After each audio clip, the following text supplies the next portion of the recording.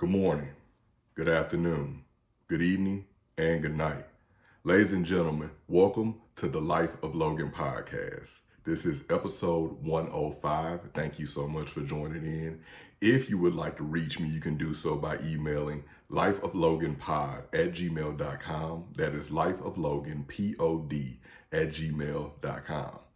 Also, whether you're listening on any of the DSPs out there through the audio only version, or if you're blessed enough to be tuned in to Life of Logan TV on youtube.com, I appreciate the support. Please make sure that you are liking, commenting, sharing, and subscribing to content in whatever way that you end up consuming it. Thank you all so much for doing so. So on today's episode, again, this is episode 105 of Life of Logan. I want to talk about codependency, specifically my experience with codependency. Now, codependency is not always when it comes to drugs. You sometimes have it with people, and in the case of what I experienced, coming out of a very lengthy relationship, over 10 years.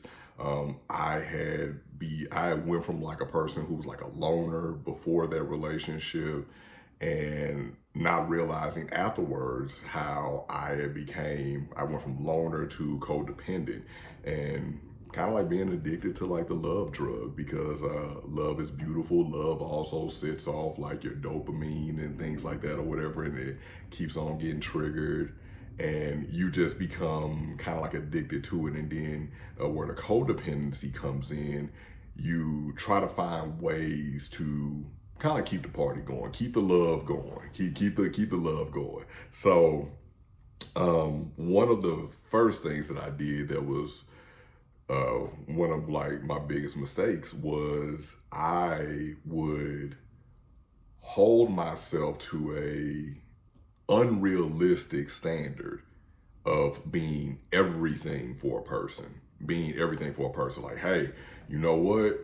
This net is wide and it is vast, and I'm always going to be able to catch you. And, and truth be told, I'm not going to always be able to be there. Now, I will try my best, but that put stress on me. I put undue stress on myself with applying that expectation to myself. And then I turned around and wanted to apply the same expectations to other people. And as we know, that's all messed up. That's two wrongs, and as they say, two wrongs don't make a right. I'm wrong for putting those expectations on myself, and I'm wrong for also putting those same things on someone else, because again, they never asked me to do all that for them. They never asked me to be everything for them. I just decided that I wanted to be. But they never asked me to do it. And then during the course of that, I decided that, hey, wait a minute. I'm doing all this for you, then you should be able to go on ahead and do it for me. And then that's where the rift comes into play. That's where the turmoil and the strife, and we end up having like one of the biggest kerfuffles that you can ever imagine comes into play. And it is a bit of a emotional meat grinder, I would say. It's an emotional meat grinder to where you end up doing this, and when you have like the codependency and stuff with people, and it's you think that it's a people problem when it's really a you problem.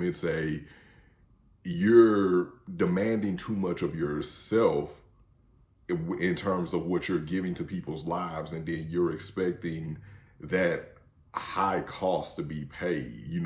Like sometimes people say, hey, love don't cost a thing. I'd be like, did you check the price? Did you check the market rate for love today? Because love can in fact cost you some things if you allow it to. And it does become like a meat grinder in a way, like an emotional meat grinder, like I said, because you're kind of like throwing people at the problem, because you're trying to be so much for so many different people, and then you're expecting for everyone to come back in and at the same time and like shower you with the same things. And it's just like, I don't have it in me right now. I don't have it in me in this path of life that I'm currently on, in my current trajectory. I don't have it in me. And you're trying so hard to continue to be all the things for these people, and then you're looking at them like, you better give it to me right now. I need it right now because I did all of this stuff for me. No, you didn't ask me to do it or whatever, but the fact of the matter is I did it. So now I'm going through something and I need you. You need to be standing right here with me. And again, we get into the fairness portion of it because they did not ask me to do that. Nobody asked me to do that. Again, I did it because that's what Logan wanted to do. That's what I wanted to do. Not what anyone was requesting. And granted, people benefited from it, but it became a point where they were no longer benefiting from it because of what it had created. Like, I literally had created my own kryptonite, and I'm looking at them because it's just like a game of hot potato. Because I'm just like, oh, I created this, and now I'm throwing it at you, and you're catching. I'm like, hi, you caught it. So you caught it. So now you need to be able to give me exactly what I need. And I need it right now. And that's exactly what I've been giving you, which is everything. And along the way, I ended up kind of like coasting. You know what I'm saying? Like, this is coach speak for people, but like I'm coaching somebody in track right now, and I have to keep on reminding them to look. Until you cross the finish line, the race is still going on. I don't care how far ahead you are. I don't care how much more talented you think you are than the rest of the people in this heat or whatever. Until you cross that finish line, the race is still going. Like, don't do that to yourself. Don't play yourself trying to showboat or thinking that you can coast. And that's the pit that I fell in, rather. I fell in that pit by thinking that, hey, I'm like, hey, I got enough stored up in the love bank right now because of everything that I've been doing, all of these things I've been doing for them. I got so much stored up in the love bank right now that, guess what? I can afford to coast a little bit. I can afford to, not go as hard with loving on people and things like that. I can afford to not go as hard or whatever and be like bare minimal and everything because, I feel like you ain't been giving me everything that I need, so I can go on ahead and be lax and things like that. Again, wrong. I mean, it's just wrong. It's wrong from the standpoint of, again, you're looking at it as, well, I guess love can be a give and take kind of thing or whatever, but you can't demand when it is given to you and really, and how it is given to you, because we all people, we're all having the same we're not having the same human experience, but we're all having a human experience. We're all going through different things and realizing like how complex it is to be a living organism in this world.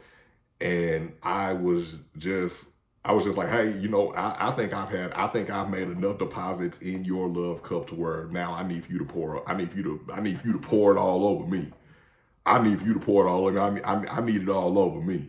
I need it. I need it all. I need it all. I need it cascading down my beard. I need it all over me or whatever. Like, I need for you to start pouring the love over me. And that was obviously the wrong path to take, because you can't demand that. You can't demand that. You can tell people, but again, as I've said before, you can only tell people and then you just got to let it go, because now, you got it out and it's on them to be able to provide what you're asking for. And they might not be able to provide it in a timely manner for you, but the ask is out there. You can only put the ask out there. You can't demand when someone starts to do it, because then we put ourselves on that timeline crunch and we put ourselves in a very precarious situation, and that's what leads to the fall apart of things. And Another thing that happened was, oh man, I would avoid talking about like, hey, I feel like you're not really doing enough for me. Like I would avoid talking about it because, I have like these internal struggles with myself where I'm sitting up here and I'm thinking to myself like, yeah, they really not giving me everything that I've been giving them right now.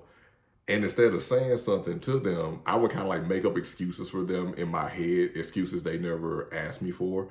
And I would be like, well, hey, people got all these other things going on. They have all this and that in life or whatever. And basically kind of like running down what a person has told me that they have going on in their life and just choosing to be like, okay, well, you ain't got time for it then. And then working myself up in a tizzy, getting myself worked up in a nice, rich lather for no reason. For no reason at all when, again, talking about things, there still may be an issue afterwards or whatever, but at least y'all have had like a back and forth, even if it is a spirited back and forth. You all have had a back and forth with each other. So no one can at this point say that they don't know where the other person coming from, or they don't at least have some kind of inkling of where the other person is coming from.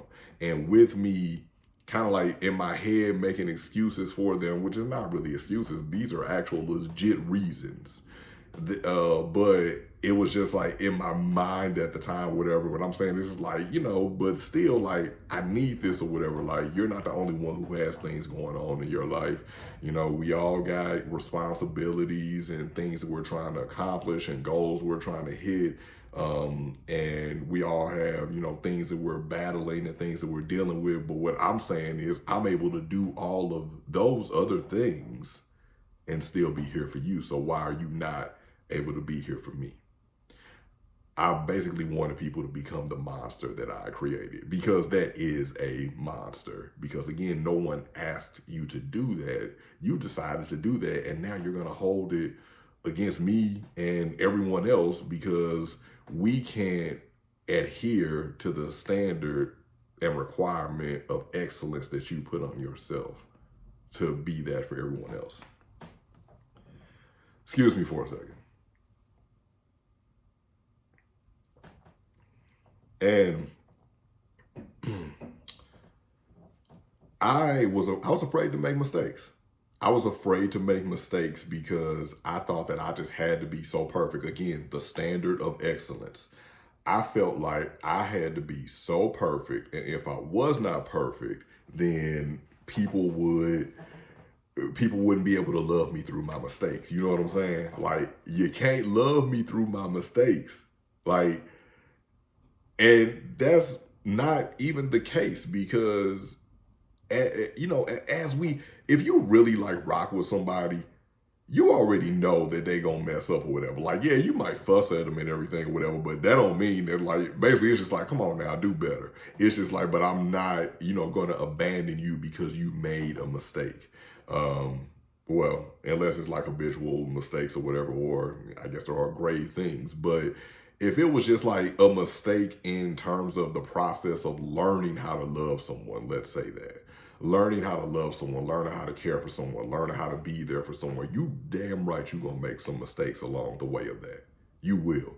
And that's just, that's part of like a nurturing process, parents or whatever. Like, I don't care if you got one kid or if you got multiple kids or whatever, you're probably still going to make some mistakes along the way of parenting or whatever, just because each child is different and each person is different or whatever. So sometimes you zig where you should have zagged, and it left me in a position where I had tricked myself, because this is not anyone else who are doing these things. I had tricked myself into basically saying that, hey, I'm not allowed to make mistakes. I'm not allowed to make mistakes. And again, here's where that toxic, because it is toxic, that toxic standard of excellence that I put on myself started to bleed over to other things. Because I'm like, if I got to operate up in this standard of excellence, then I demand that you do too. No, again, no one asked for that. No one asked for that. No one asked for that. I decided that I was going to do that. I decided I was going to put my cape on, and that's just what it became. But and then it got to the point where, again, you know, the things that we put on the other people, we end up having played back on us in certain ways, because I didn't want. I thought that I was going to be judged for my mistakes or whatever, for the mistakes along of learning how to love someone in ways that they can feel it, love people all around me in ways that they can feel it. And I ended up being the person who was judge, jury, and executioner of everyone else in my life, where I was like, okay, yeah, you made that mistake or whatever, and you know, I'm gonna keep on bringing it up, but I forgive you, but I'm gonna keep on bringing it up because it keeps bothering me, and I still am working on like that balance of it or whatever, because you cannot say anything, but if it is bothering you, you need to talk about it. But you also don't want to keep on revisiting the situation, because you need to think about how that makes another person feel. So it's like we need to sit down and try to get as much of this out or whatever. So that means I need to like sit on it and wait a minute or whatever before I start talking. I have no problem with doing that, because you know, you never want anybody to feel like you're like browbeating them and like, remember when you did this, remember back, it was April 9th 1997, and we were sitting outside that night, and we were trying to catch the fireflies with our little jars and everything, our mason jars. And remember, I had caught like 3 of them and you didn't catch any, and you were so upset with me that you broke my mason jar. Yeah, I'm still on that. It's like one of those type of things. I know I just took a quick aside, but it's one of those type of things where it's like, yo, we are in 2023. We are halfway through 2023 or whatever. We need to have our 2024 mindset on us. And you talking about some stuff back then, like I didn't even remember that. But that's why it's important to get it out, but get it out in a healthy way and let somebody know, like, hey, you hurt me and this is how you hurt me. And this is what I would like. These are some ideas I have for going forward on how you cannot hurt me or how we cannot end up in that situation. Instead of kind of like constantly doing that and bringing it back up to people. And another thing that cycle of the cycle of like the codependency or wanting to be everything for everyone, it led me down the road of thinking that my only value in people's lives was to save them. Like, so, and then I forget who said, I forget. It was in a song, but it was like, when you try hard, that's when you die hard. Like, you are redlining yourself. You are burning the candle at both ends, if you will. Like, you are doing all of this stuff, and it seems like the more that you try, the more things mess up, because it's in an unnatural state. It's not in a flow state. It's in a forced state. And, you know, people looking at you like, yo, like, chill out, slow down, like, hey, let's not. And then it's just like, no, you don't understand. If I don't save you, if I don't do everything I can, to help you get to your next level, to help you on the path of self-improvement and betterment or whatever, I feel like my life is a failure at that point. That's really what it broke down to. I felt like my life was a failure if I could not save someone, if I couldn't do it, you know. And now I kind of like just say to myself, like, I often wish that I could save everyone, but I'm a dreamer. And that came from another song too, but I'm not, you know, I'm kind of hazy on the artist right now, but I know it came from a song. And my second to last point of all of this, it had me in a state where because I was so into being everything for everyone else or whatever, I kind of like lost track of myself just a little bit. And it led me to where I couldn't accurately, how do I want to say this? I couldn't accurately define define my own feelings and needs. Like I would give people like loose kind of like things or whatever, where it's just kind of like, hey, here's a list of things you can do.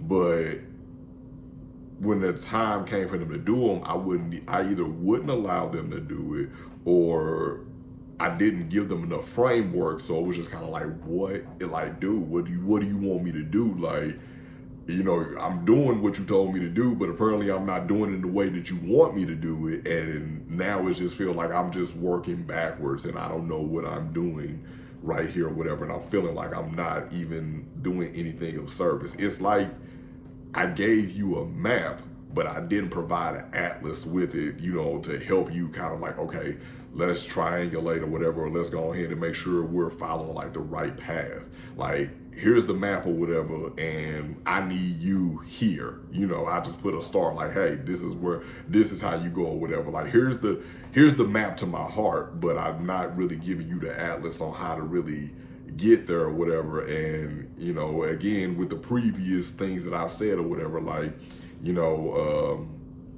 it's supposed to be an open book test or whatever, but it sometimes feel like I had people using a book where the pages were ripped out, or like things was like scribbled up in there over like, over like things, important information and all that.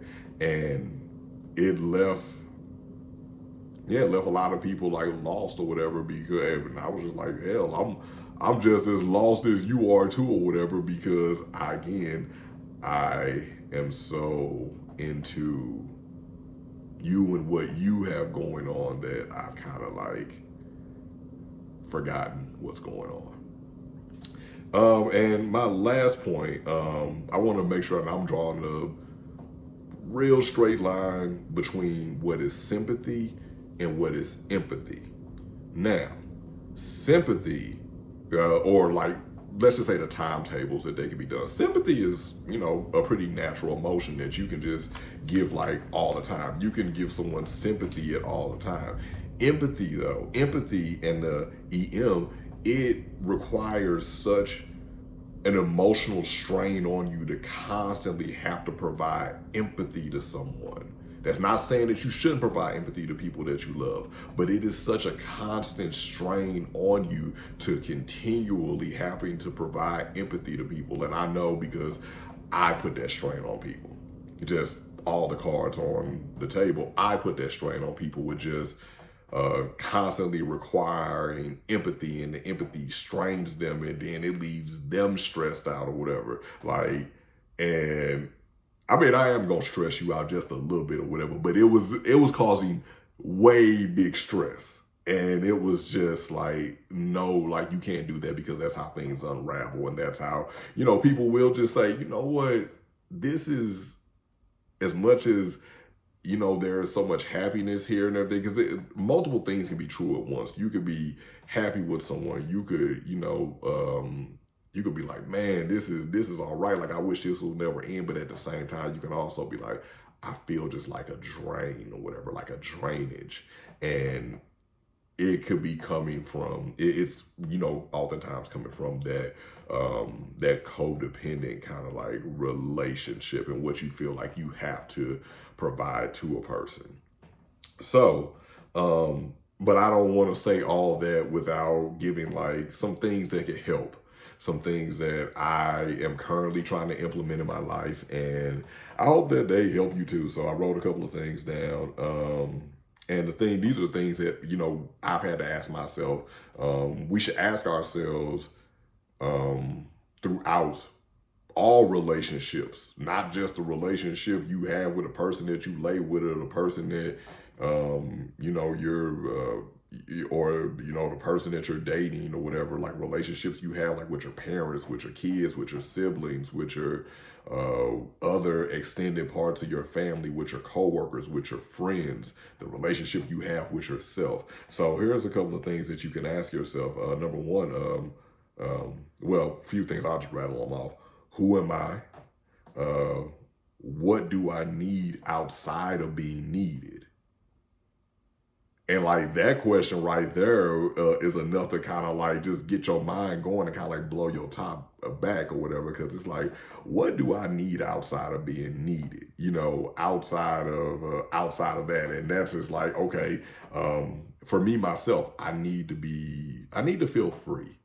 I need to feel freedom, and freedom, like a person, like somebody can need you or whatever, but you can't really feel like you're for real free. And this is why it's important to sit down and have these type of conversations with people. Like I need to feel free. um I do need to feel like I'm being acknowledged, attended to, um like I've been like I you know like I'm being loved. I need to um I need to feel peace. I need to feel like kind of like that youthful, joyous kind of like energy or whatever, where it's just like we could just break out and just start laughing or whatever, or just like, it's just like kind of like the things like unsaid. Um, I need to feel like I can just be, and I guess that is the everything thing. I just had a light bulb moment and thought about that recording this, but feeling like I can be everything, but not everything in the standpoint of like I have to be everything for you, but like with all my talents, with all my skills, with this illustrious arsenal that I'm blessed with, like I could be anything or whatever, and I just would like people just to go on that ride with me or whatever. Like I could be anything or whatever. Like just let's just surf through all of these things or whatever. And I would want someone to feel like they can do those same things and they get those same things from me, to where, hey, when I'm around him, I can be me. Like, and when I say me, like I can be all of me. Being means me being everything, and he'll just be able to like keep up. So I guess I do still want to be everything in people's lives, and I also want them to be everything in my life, but not in terms of the standpoint of like duties, but in the standpoint of, yo, you can be anything you want to be or whatever. So let's go on ahead and sit down. Like, let's like nurture that through. Let's figure out, what I'm saying, how both of us can be whatever we want. And hopefully that brings us closer together.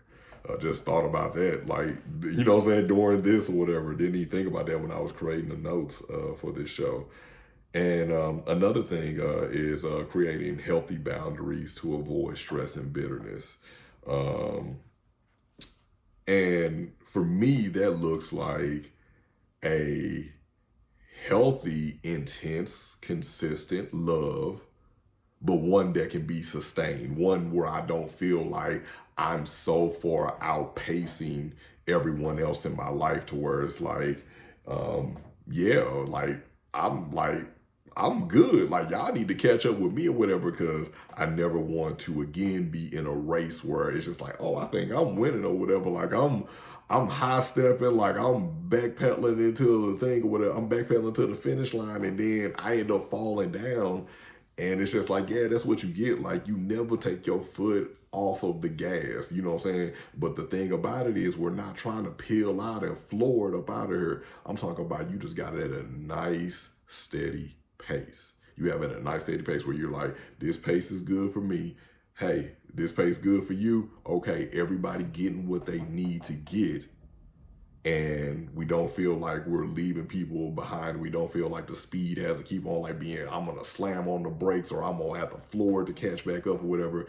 It's just a nice, consistent pace of love. And I feel like that's what we all should aspire to have or whatever. Just like a constant supply of love to, light our fires, and, a little bit still left over to light the fires of others. And that's what I hope that this episode brought to you all. Ladies and gentlemen, this has been another episode courtesy of Life of Logan. Hey, if you are new around here, I would greatly appreciate if you would please make sure that you like, comment, share, and subscribe. You don't even have to comment about what's going on.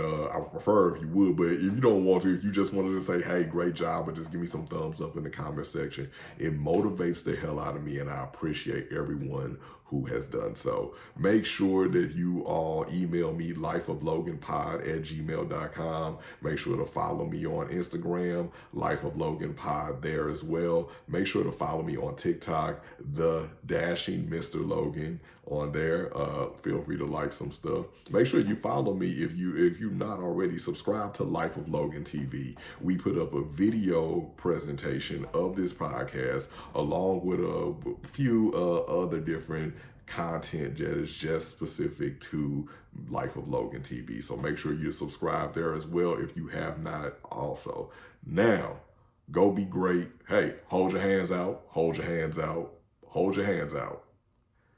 Make sure that you, and tell everyone else to hold their hands out when they talking to you too, because you are a catch, and you are also trying to catch everything that is raining down for you.